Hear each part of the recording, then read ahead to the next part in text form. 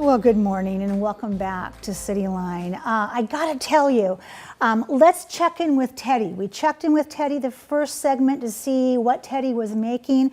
Teddy, how's it going? Oh, you can see here the soup, the broth is boiling right now. Very and nice. It smells delicious. So. Yes, it does. So we're going to get back to Teddy in our third segment with the Asia Pacific Cultural Center. But right now on the couch, I have an amazing woman who is here to talk about the Relay for Life that's coming up. Please join me in welcoming Nicole Remington. You are the event chair and you are part of the event leadership as a volunteer. Welcome back. Thank you. Thanks for having me back. I loved it when you were on this time, and I'm going to love it even more this time as well. So when we talk about Relay for Life, what is Relay for Life physically? What is it? So physically in our area, it is, think of it kind of like a festival, usually at a school because they have a great track.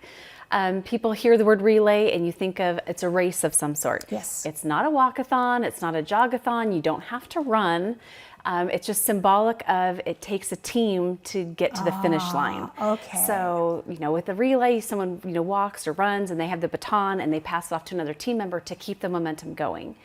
In our area, like I said, it's usually at a high school. Ours is going to be at Tahoma High School. Beautiful. Oh, it's gorgeous. Yes. With the mountain in the background. So are you really passing off, for people who have not been to Relay, a baton? There are teams that have batons. We call them spirit sticks or spirit batons. We have like a decorating contest around those because, again, it's just the symbolism. We want something out there. Last year we decorated ours with purple tulle and taped flip-flops to them for our beach theme that we had.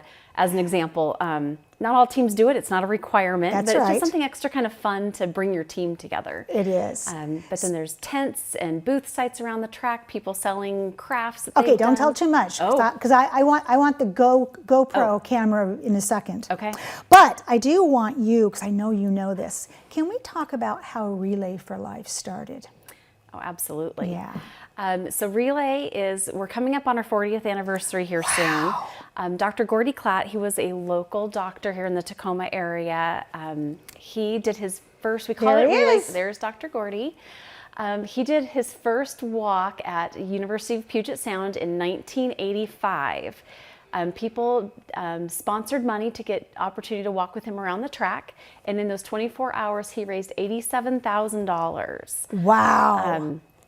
And he called it kind of the City of Destiny Classic originally. Yes. And it then evolved. The next year they moved it over to Stadium High School because it was already getting too much attention because Dr. Klatt was doing such great things in our community. And it was at Stadium High School until they renovated and it got moved over to Tahoma, the new Tahoma. In the early 2000s. And only because we want to talk about equity. There was somebody else that night when he went around that track that got bit by the relay bug. Who was it? Very much so. We lovingly have always called her the mother of relay. Mama Pat Flynn. She passed away, I believe it was 2019, to some other health issues, but she was always right behind Dr. Gordy, organizing. They always say, you know, behind every man there's an ultra strong woman. Mama Pat was all about around, in front of everything relay. You say relay, people think of Mama Pat Flynn. Yeah, I think of Mama Pat Flynn as she provided the icing and the glue to keep everything together. Yes. She was just amazing. When is this year's event? Give us a date. Saturday, June 10th. Okay, and what is the theme? So this year's theme, I'm so excited about it. It is Teaming Up for a Cure. Okay. Kind of thinking along that vein of sports themes, or sports teams, excuse me. It takes your entire team to win. Does it ever? And especially over the last few years, some of our smaller events have gotten kind of absorbed into the larger events. We've saw kind of a decline in fundraising through COVID and everything like that. So trying to find ways to reinvigorate the relay experience. We've combined some of the smaller events. I came from the Sumner-Bonnie Lake area, is where my relay teams always were. But we're all now part of Tacoma. Cancer doesn't know what zip code you live in. It doesn't care. That is a great line. And just something I just feel to my core. And it's going to take all of us to come up with a cure. And so what better way than teaming up together, just like our Seahawks and our Kraken and our Rainiers and our kids' T-ball teams. We want anybody that feels a part of a team to come out and be part of our team in helping us find the cure. 12th men status for everybody. 12th person status. We're going to turn 12th man purple is what we're going to do. That's right. So what inspired you to get involved? Because in my experience of interviewing all the angels that make Relay happen, there is always a point where why Relay and what it does becomes very personal. What's your story? I've lost a lot of family members to cancer. I've sorry. always said that I refuse to let it be 12. I've now lost 12 family members or friends. If you see them on Christmas, they're your family. Right. There's now 12 of those people in my life that I've lost to cancer, but I've got 2 survivors. My mom and my dad are both now survivors. Okay. So super blessed. I lost my grandfather June 2nd of 2000. Oh, I'm sorry. And I was absolutely devastated. All these years later, it still gets to me. But I had started a new job and somebody said, hey, why don't you come out to Relay? And I knew what it was because I went to Stadium High School. And we play in the band at opening ceremonies, so I was familiar with it. And so through a business connection, I'm like, yeah, I'll come out and help you walk. And then through another business connection, oh, would you come to Sumner's Relay for Life? And in between the Puyallup and the Sumner Relay for Life that year, my dad was diagnosed with cancer. Oh my. And I looked up in the stands at the Sumner Relay for Life that year, and a lot of times they'll decorate the stands with the luminary bags, so at dark they just glow. And the stand said, small town, big hope. Oh, I love And my dad had been diagnosed less than a week, and I'm seeing that, I'm like, I'm walking on a track in little old Sumner, Washington, and I'm gonna be able to make a difference for my dad. Yes. And you were bit. I bit. I drank the Kool-Aid. It's been purple ever since. Yes. The purple pill. There we go. Purple pill ever since. So let's go back to now. I want you to turn on the GoPro. Okay. Because you mentioned Luminaria, and I want you to tell our audience what the Luminari is. But Nicole, start from the moment you walk in. Well, first off, is this in person this year? We are in person, Yay! back on the track. Our survivors are going to be celebrated on the track. Okay. We moved our survivor reception area to the middle of the celebration. That's why we're there. And before you describe what we're going to see, would you define the word survivor for us and the philosophy behind it according to the American Cancer Society? A survivor is somebody who's been diagnosed with cancer and they become a survivor that first moment. Yes. You've survived that conversation. You've survived that first day. It's not a matter of going through treatment and completing your treatment or finding remission. You survive on day one. Gosh, that is so intimate, because that conversation, when people are walking into a doctor's office and haven't been feeling good and they get the news, I don't know, I can't think of anything harder than perhaps losing a child. That is just got to be devastating. So yeah, they get that survivor's, day one badge on them. Okay, so I walk into Mount Tahoma, and what do I see? You are going to see a track and a stadium filled with tents, with people, with laughter and joy. And I'm there, so there's going to be hugging. Yes. I apologize in advance. I am a hugger. You're going to see the stands looking like that as it gets darker. Focus in on this for me for a second. What is that? So up in the stands, those are luminaria bags. They're like little white, think of like lunch bags with a candle in them. All around the track, you can't really see there, but they're decorated. People have the opportunity of decorating a bag in memory or in honor of somebody that has gone through a cancer battle. And then we provide candles and we have people help light them. And then you walk the track at dusk surrounded by candlelight and memories of your loved ones. And because I've done this, when I walked into the stadium the first time and I saw everything, I told you I likened it to when I walked up to the Grand Canyon. I was gobsmacked. I couldn't believe that this stadium was transformed. The food trucks, the purple tutus, the tents on the field, these people are hardcore. They come to camp out because they're going to be walking 24 hours or something like that. Yeah.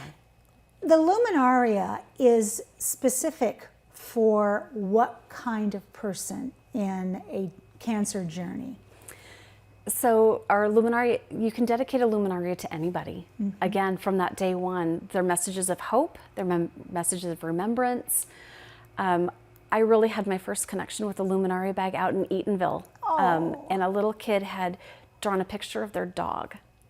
And it really kind of brought it back to center for me that everybody knows somebody that's gone through cancer and somebody that's heartbroken. And this little kid, the only person they understood was their dog had cancer. Yeah. And it had like, you know, Buster, R.I.P. or something like that. But it was in little kid handwriting and it just broke my heart. But you'll see these Luminary people do beautiful calligraphy, or there's pictures. You can decorate them ahead of time, or we have a decorating stand. If you show up, which we want you to show up, there's a place where you can just grab some markers and just open your heart and color. Go at it, yes. Yeah. The other really great thing about our Luminaria this year is because we're teaming up and trying to make the world a better place, we're donating or collecting food for one of the local food banks, and we're going to use the cans of food as weights for our Luminaria bags so they don't tip over. Genius. So please, if you come out, even if you don't do anything, bring a can of food, and we're going to make our event a win-win. And bring a can of food, as Helen McGovern-Pallant would have said, the former executive director of EFN. Bring a can of food of something you would eat. Okay, don't bring me a can of beets. Right. Unless you're bringing feta and balsamic vinegar and everything else with it. So the Luminaria also focuses on caring for the caregiver. Can you tell us what that means? If you've ever had somebody in your family that's had cancer, you see how hard it is on the caregiver, those that are closest to them. They put their lives on hold and give up so much of themselves just to be available, to drive to the doctor, to get the water, to help when they're sick from chemo. The Luminaria is a great time to help us honor our caregivers as well. Not just during our Survivor Lap, we want our caregivers with them as well. Caregivers deserve a lot of honor and love and respect, because that is by far the hardest job in the world. Yeah, I mean, caring for the caregiver, when the American Cancer Society coined that phrase, I think it cracked open another whole side of recovering from cancer and being a survivor. Because 40 years ago, we may not have thought about the caregiver. We just thought about all hands on deck. Your family needs to be around you, or people who are there on Christmas Day, you call family, they're going to be around you. But now we talk about burnout. Yep. We talk about services that, you know, giving a ride to a chemo appointment. Where are food banks? We talk about so much that a caregiver can do and provide to provide comfort for that person. So that's at kind of the nighttime, 11, 12 o'clock. But go back to when we hear the DJ in the stands go, "Get ready to relay." Who walks first? So our first lap is always going to be our survivors. Behind a banner celebrating. Our survivors are all there in purple shirts. Hopefully they've registered ahead of time and they've gotten them there after their survivor reception. We want our survivors out there as long as it takes, if they're able to take that first lap with or without their caregivers, but standing and lining the track as people from all different levels of health are out there walking. I've been honored. I've got to push somebody in a wheelchair around her lap because she wanted that celebration too. And sometimes it's heartbreaking, but sometimes there's little kids out there helping us lead the fight. It's super emotional to see your mom, your grandma, your grandpa, your neighbor. You don't realize how many people may have been diagnosed until you really stop and you watch that sea of purple shirts walking past you. I often say to people who are just newly diagnosed or have not heard of Relay that you would be surprised how many people have cancer. And in your lifetime, you're going to know at least one, if not more. I mean, look at your family. 12 people you have lost cancer. And look what you're doing with all of that energy. This last few minutes, let's talk about some of the teams that will be participating. So give me drop in some names there, Miss Nicole. So we've got some of our bigger teams. We've got Virginia Mason. We've got Multicare. They've got a couple different teams out there. Columbia Bank. They've always been huge sponsors and supporters of us. Sound Credit Union. Key Bank is out there.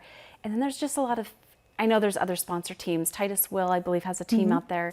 And then we have a lot of our bigger family teams. The Walsh Graybar team, they've raised $23,000 so far this year with their auction. It was so good. I loved the desserts. There's event fundraising going on year round, so a lot of these teams get bigger and bigger, but it's not too late. You don't have to have a team. Just come out. That's right. Just come out. Last 40 seconds. Who do you want to thank? I definitely want to thank my husband. Here we go. Caring for the caregiver, Right. He lets our world turn pretty purple. My front door got painted purple this year because of Relay at our house. And my daughter, she's kind of taking on the next generation. She's our entertainment lead. And she's my team captain of the Hope Hustlers.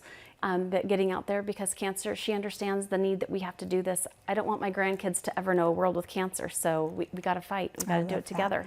And on that note, thank you so much for being here. Absolutely. And good luck on the track, and maybe I'll pop down and give you a hug. I hope so. All right. We're there from 1 to 11. All right. We have much more to come. The cooking segment and Asian Pacific Cultural Center will be here right after this quick break.